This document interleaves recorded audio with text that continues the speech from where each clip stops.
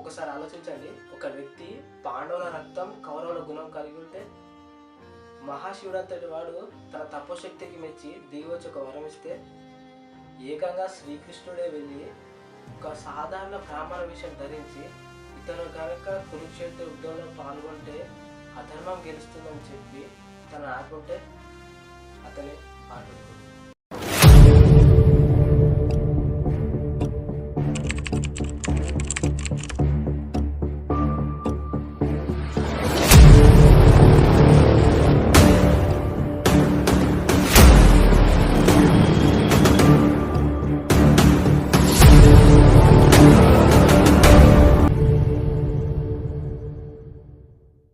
బార్బరికుడు basically పాండవుల వంశం నుంచి వచ్చినవాడు, అంటే భీమపుత్రుడు. ఇక్కడ పుత్రుడు ఇన్ ద సెన్స్ మనవడు.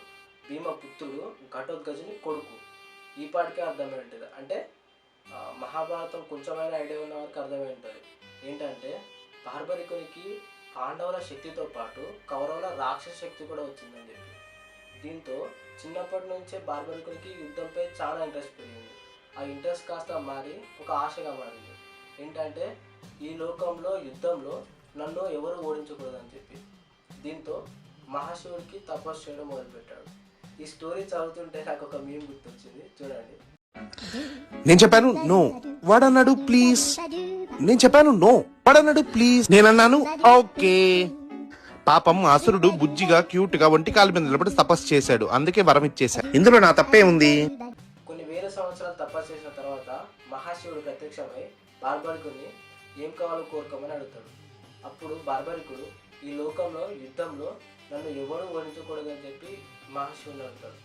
దానికి మహాశివుడు ఒక 3 బాణాలు ఇస్తాడు.